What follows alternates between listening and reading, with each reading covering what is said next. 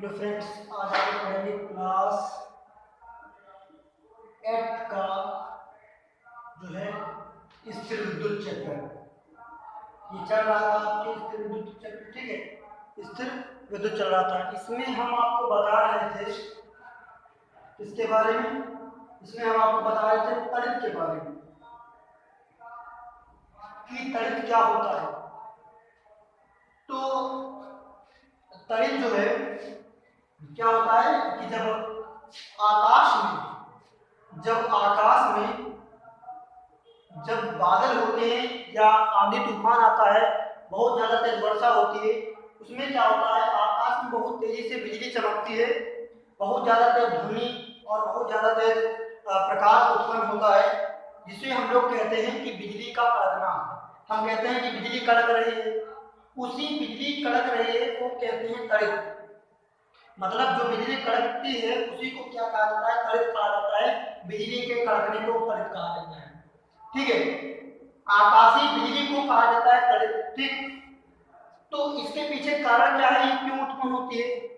तो हमें पता है कि एक वस्तु से इलेक्ट्रॉन निकलकर कहां पर जाते हैं, दूसरी वस्तु में जाते हैं। इलेक्ट्रॉन एक वस्तु से निकलकर कहां जाते हैं, दूसरी वस्तु पर जाते हैं और वस्तु को क्या करते हैं, आवेशित करते हैं। इलेक्ट्रॉन जो है वो एक वस्तु से निकलकर दूसरी वस्तु पर जाते हैं और वस्तु को क्या करते हैं, आवेशित करते हैं, ठीक है। इसके बाद क्या होता है, इसी घटना को कहा जाता है स्थिर विद्युत आवेश। इसी घटना को क्या कहा जाता है, स्थिर विद्युत आवेश कहा जाता है। तो इलेक्ट्रॉन जो है एक वस्तु से निकलकर दूसरी वस्तु पर जाते हैं, वस्तु को आवेशित करते हैं, इसको कहा जाएगा स्थिर विद्युत। इसको क्या कहा जाएगा, स्थिर विद्युत कहा जाएगा। और अंत में क्या होता है, आवेश को छोड़ देती है, जो आवेशित वस्तु हो जाती है। जब किसी इलेक्ट्रॉन से किसी वस्तु से इलेक्ट्रॉन क्या होते हैं, दूसरी वस्तु पे जा रहे हैं, ठीक है, ध्यान सुन लेना। इस वस्तु से इलेक्ट्रॉन निकलकर इस वस्तु पर जा रहे हैं। अब इलेक्ट्रॉन इस वस्तु से निकलकर जब इस वस्तु पर जाएंगे तो इस वस्तु को आवेशित करेंगे, आवेशित करते जाएंगे। अंत में ऐसा होगा कि यह जो है आवेशित वस्तु आवेश को क्या कर देगी, छोड़ देगी। आवेश को क्या कर देगी, छोड़ देगी, ठीक है। आकाशीय पिंडों में भी क्या होता है, इलेक्ट्रॉन जो है चले जाते हैं, ठीक है। और क्या होता है, कभी कभी ये होता है कि ये इलेक्ट्रॉन किसी वस्तु में चले जाते हैं और वस्तु में आवेशित हो जाती है, ठीक है। और फिर क्या होता है, बाद में स्थिर विद्युत को खोकर उदासीन हो जाती है। जो वस्तुएं आवेशित हो जाती हैं ये अपने आवेश को खो देती है। जब कोई वस्तु को इलेक्ट्रॉन देते गए वो वस्तु आवेशित हो गई, आवेशित होती गई। अंत में ऐसा हुआ कि उस वस्तु ने अपने आवेश को क्या कर दिया, खो दिया और वस्तु क्या हो गई, निरावेशित हो गई। वस्तु क्या हो गई, निरावेशित अर्थात उदासीन हो गई, ठीक। इसके बाद क्या होगा,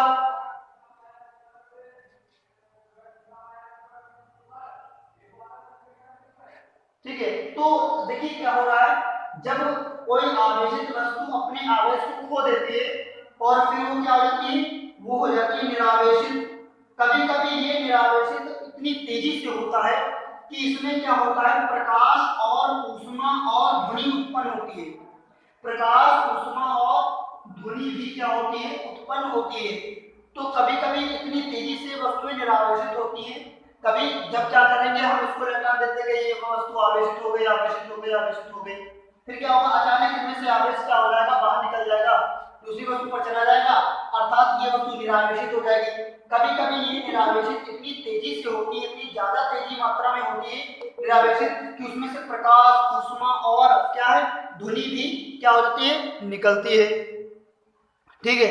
अच्छा, क्या होगा कि जब वस्तु निरावेशित हो उसमें प्रकाश, ऊष्मा और ध्वनि निकले।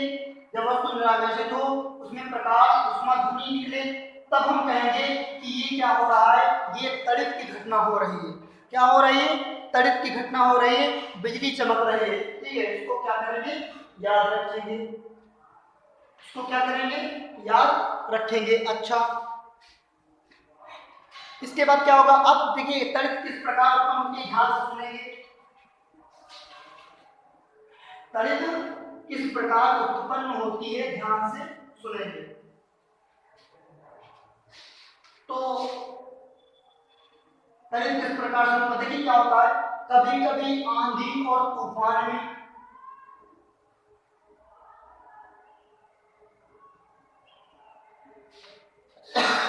कभी कभी क्या होता है, आंधी और तूफान में बादल के अणु क्या होते हैं, घूमते रहते हैं।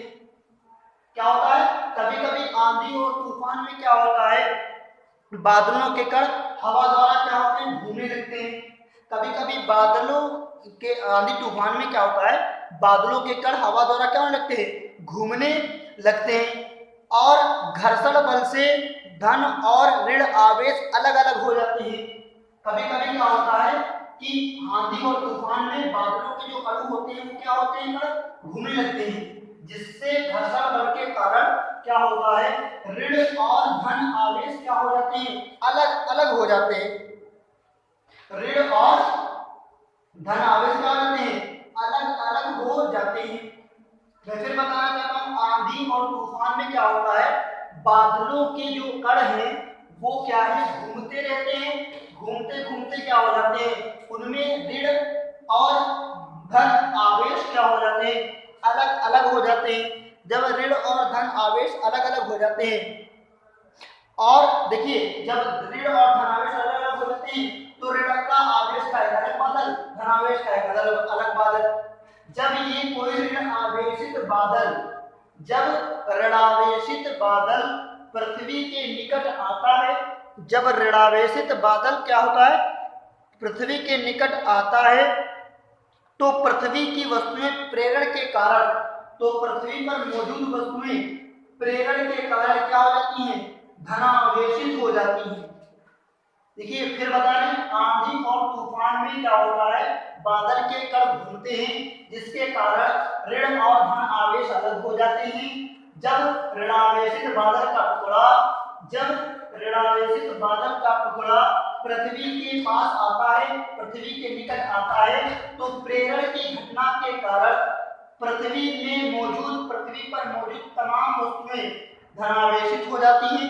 पृथ्वी पर मौजूद तमाम वस्तुएं धनावेशित हो जाती हैं, जिसके कारण इस बादल के टुकड़े से इलेक्ट्रॉन निकलकर पृथ्वी में जाने लगते हैं। जिसके कारण इस बादल के टुकड़े से इलेक्ट्रॉन निकलकर पृथ्वी में जाने लगते हैं। तेजी से होने वाली इस क्रिया के परिणाम स्वरूप तेज बिजली चमकती है। तेजी से इस क्रिया के होने के कारण और परिणाम स्वरूप बहुत तेज क्या होती है, बिजली चमकती है। बहुत ज्यादा तेज बिजली क्या होती है, चमकती है। ठीक है, तो इसे ही कहा जाता है तड़ित। क्या कहा जाता है, तड़ित। तो हमें आपको फिर बताना चाहता हूं कि आंधी और तूफान के दौरान बादल के कण घूमने लगते हैं। बादल के कण घूमने के कारण ऋण आवेश और धन आवेश अलग हो जाते हैं। जब ऋण आवेश बादल का टुकड़ा पृथ्वी के निकट आता है, तो प्रेरण की घटना के कारण धनावेशित जितनी भी पृथ्वी पर मौजूद वस्तुएं हैं सारी धनावेशित हो जाती हैं। पृथ्वी पर मौजूद जो है वस्तुएं हैं वो क्या हो जाती हैं, प्रेरण की घटना के कारण धनावेशित हो जाएंगी, जिसके कारण ऋणावेशित बादल के टुकड़े से इलेक्ट्रॉन निकलकर पृथ्वी में जाने लगते हैं।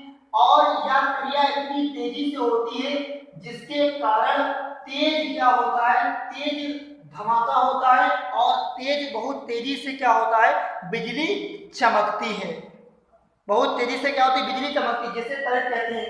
इसके अलावा क्या होता है, इस प्रकार की बिजली इलेक्ट्रॉनों के बादल के एक टुकड़े से दूसरे टुकड़े में जाने पर भी उत्पन्न होती है। क्या होता है, इलेक्ट्रॉनों की जो बादल होती है, क्या होता है, एक बादल से दूसरे बादल में जब चले जाते हैं आपस में क्या हो जाते हैं, टकरा जाती हैं, जिसके कारण तब भी तड़ित उत्पन्न होती है।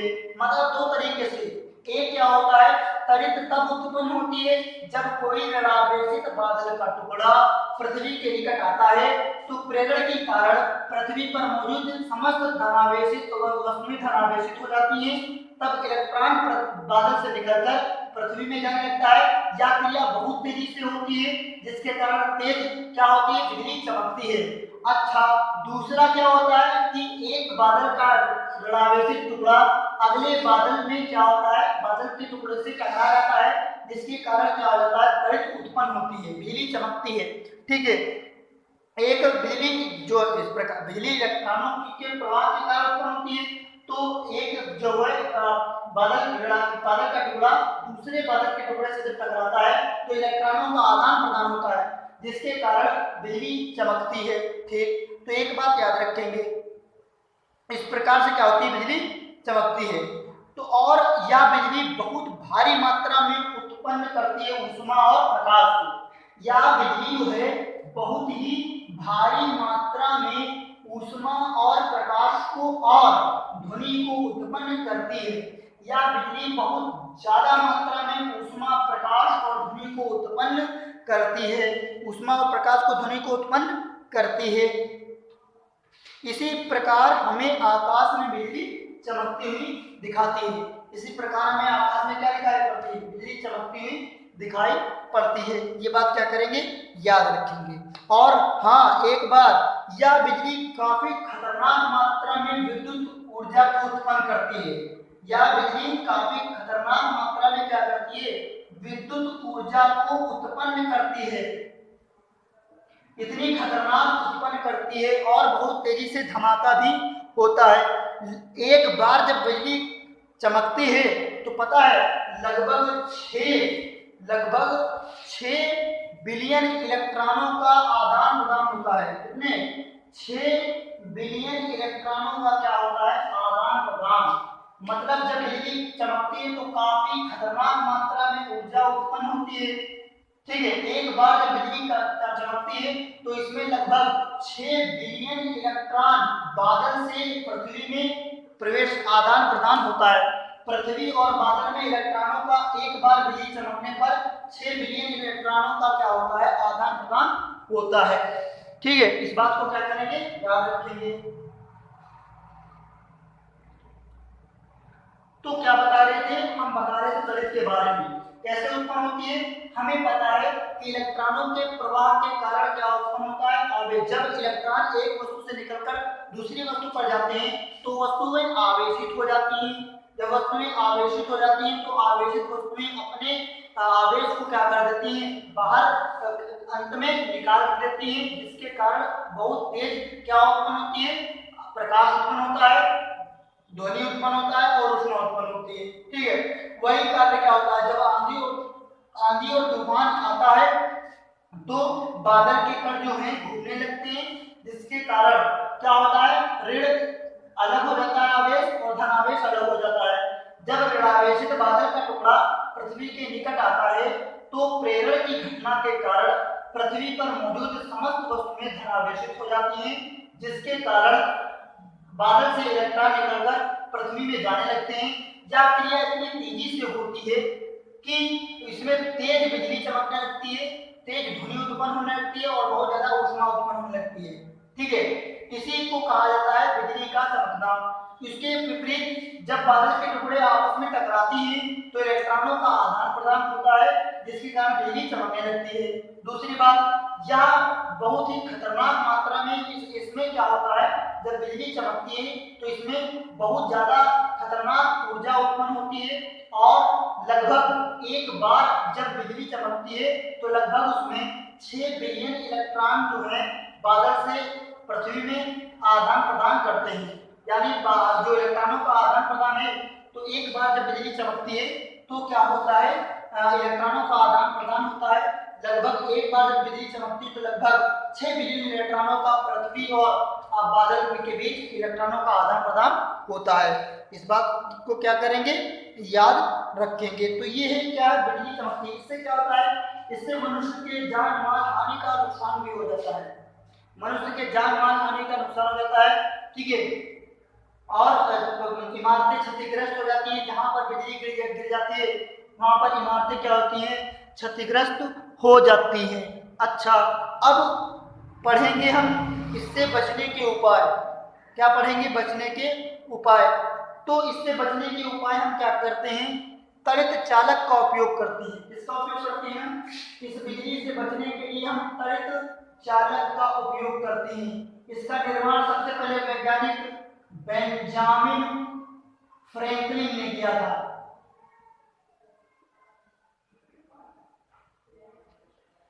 सबसे पहले इसका निर्माण बेंजामिन फ्रैंकलिन ने किया था। बेंजामिन फ्रैंकलिन ने क्या बताया कि जो है, ध्यान से सुनेंगे, त्वरित चालक क्या होगा? देखिए, त्वरित चालक क्या होगा, जिसे हम कह सकते हैं भू संपर्कन। क्या कह सकते हैं? भू संपर्कन। इधर लिख देते हैं, त्वरित से बचने के उपाय। तो त्वरित चालक इसे कह सकते हैं भू संपर्कन। तो भू संपर्कन क्या होगा? इसको सबसे पहले बताया था बेंजामिन फ्रैंकलिन। तो बेंजामिन फ्रैंकलिन ने क्या बताया? त्वरित चालक का निर्माण किया। ये क्या होता है त्वरित चालक? ये इमारतों पर क्या होता है, लगा होता है। जैसे ये इमारत है, ये जैसे इमारत है, ठीक है, ये इमारत है, ठीक है। इसके चोटी पर क्या लगा देते हैं, एक त्रिशूल नुमा क्या होते हैं, एक हम लोहे की रॉड लगा देते हैं, धातु की रॉड लगा देते हैं, जिसका संपर्क हम एक तार द्वारा क्या कर देते हैं, पृथ्वी से कर देते हैं। ये पृथ्वी में हमने इसको तार को लगा दिया। तो देखिए क्या होता है, सबसे पहली बात तो सबसे पहले जो है क्या होता है, त्वरित से बचने का उपाय क्या होता है?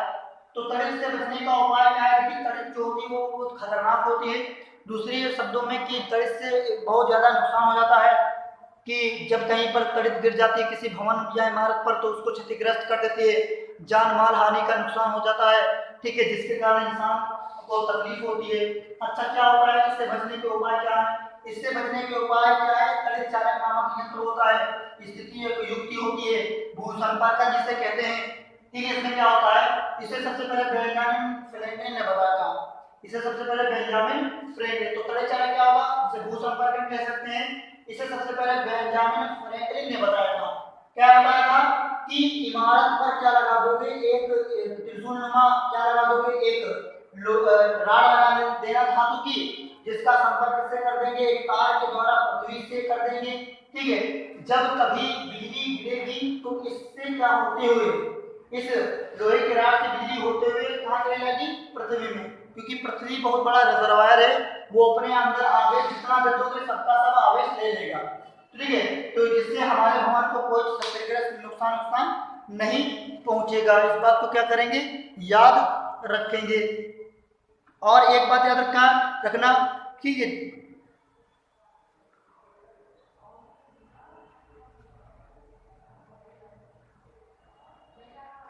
तो ये बात आप लोग क्या करेंगे, याद रखेंगे क्या, कि आप क्या करेंगे, त्वरित चालक का उपयोग। ये त्वरित चालक है, क्या है, त्वरित चालक है। इसमें क्या होगा, नुकीले सिरे को हम लगा देंगे बहुत ही, ठीक है, और इस रॉड को हम अपने भवन के ऊपर लगा देंगे, चोटी पर लगा देंगे, जिसका संपर्क तार द्वारा कहां कर देंगे, जमीन में कर देंगे, जिसको अर्थिंग बोल देंगे, ठीक है, भूसंपर्क जिसे कह देंगे, ठीक है।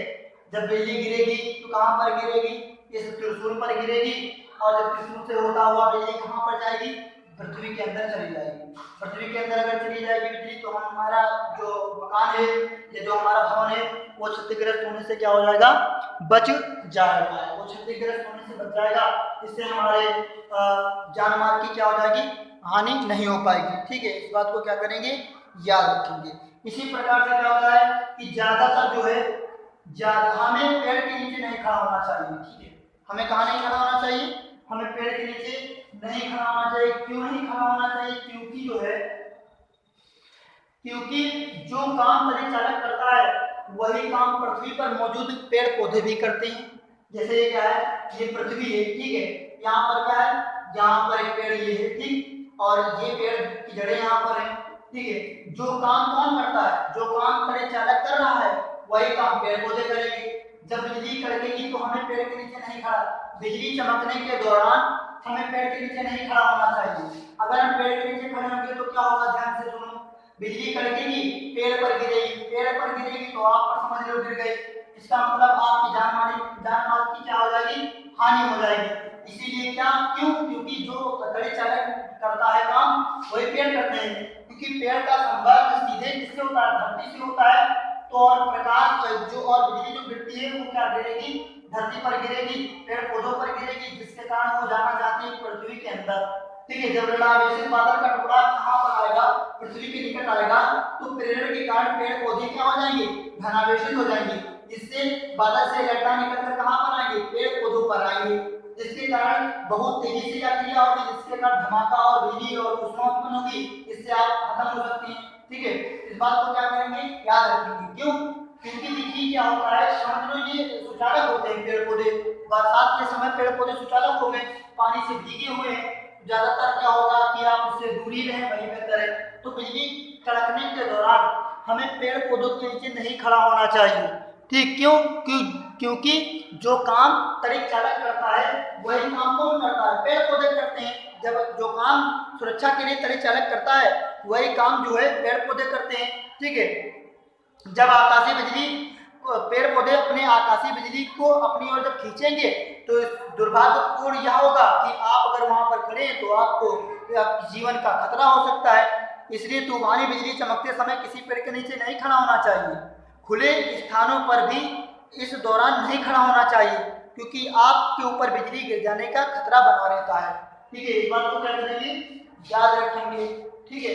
इस बात को क्या करेंगे, याद रखेंगे। देखिए क्या हो रहा है, पृथ्वी पर पेड़ मौजूद है, पेड़ की जड़ें पृथ्वी के अंदर समाई हुई हैं, ऊपर से बादल आ रहा है, बादल ऋणावेशित है, तो प्रेरण के कारण ये सब पेड़ पौधे धनावेशित हो जाएंगे, इलेक्ट्रॉन जो है बादल से निकलकर पेड़ पौधों पर आएंगे, जिसके कारण भारी मात्रा में आएंगे इलेक्ट्रॉन, जिसके कारण बहुत तेजी से बिजली चमकेगी और बहुत ज्यादा मात्रा में ऊष्मा उत्पन्न होगी, जिससे आपको खतरा हो सकता है। इसीलिए कभी भी पेड़ पौधों के पास में बिजली के दौरान नहीं खड़ा होना चाहिए, और हाँ, खुले में भी नहीं खड़ा होना चाहिए। खुले में खड़े होगे तो भी आपको नुकसान हो जाएगा। ठीक है। इस बात को क्या करेंगे, आप लोग याद रखेंगे। ठीक है। तो ये है, तो भूसंपर्कन का सिद्धांत सबसे पहले किसने दिया, बेंजामिन फ्रैंकलिन ने दिया। सबसे पहले परिचालक का निर्माण किसने बनाया, बेंजामिन फ्रैंकलिन ने बनाया। इस बात को क्या करेंगे, याद रखेंगे। तो सबसे पहले जो है तड़े चालक का निर्माण किसने किया, बेंजामिन फ्रैंकलिन ने किया, उन्होंने ही बताया था इसको। ठीक है। तो ये बात याद रखेंगे। अच्छा, अब आपको क्वेश्चन आंसर बताएंगे हम अगले लेक्चर में, तब तक एक देख लो। तो इसमें लिखा है क्वेश्चन, पेज नंबर 110 निकालते हैं।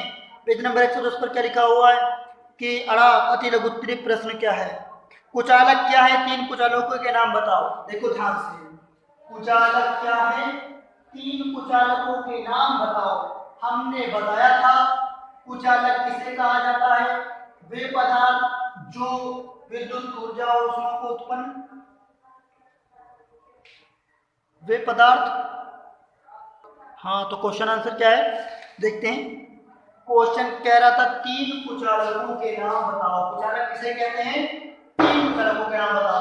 तो कुचालक किसे कहा जाता है, ऐसे पदार्थ जिनमें विद्युत धारा और ऊष्मा का प्रवाहन नहीं हो पाता है उन्हें कहते हैं कुचालक। वे पदार्थ जिनमें विद्युत धारा और ऊष्मा का प्रवाहन आसानी से नहीं हो पाता, हो ही नहीं पाता है, उसे कहते हैं कुचालक।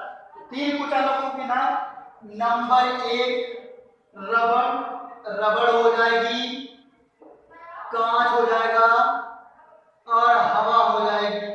तो 3 कुचालकों के नाम रबड़, कांच, हवा। और भी होते हैं जैसे सूखी लकड़ी, सूखी लकड़ी। तो 3 कुचालकों के नाम आपसे पूछ रहा था। तो वे पदार्थ जिनमें विद्युत धारा और ऊष्मा का प्रवाह नहीं हो पाता है उन्हें कहा जाता है कुचालक। उन्हें क्या कहा जाएगा, उन्हें कुचालक कहा जाएगा। 3 कुचालकों के नाम आपसे पूछ रहा है तो लिख देना रबड़, कांच, हवा। हवा क्या होती है, ऊष्मा और विद्युत की कुचालक होती है। ठीक है। इस बात को क्या करेंगे, याद रखेंगे। नहीं तो हम लिख देंगे लकड़ी, सूखी। ठीक है। रबड़, कांच, प्लास्टिक, ये सब क्या है, ये सब जो है कुचालक है। तो कुचालक किन्हें कहा जाएगा? वे पदार्थ जिनमें विद्युत धारा और ऊष्मा का प्रवाह नहीं हो पाता है, कुचालक कहलाते हैं। 3 कुचालकों के नाम, रबड़, कांच, लकड़ी। ठीक है। अच्छा, इसके बाद क्या है? इसके बाद पूछ रहा है परमाणु का वह कौन सा कण है जो धनावेशित होता है। हमें पता है कि परमाणु गोलाकार होता है, उसका आधे से ज्यादा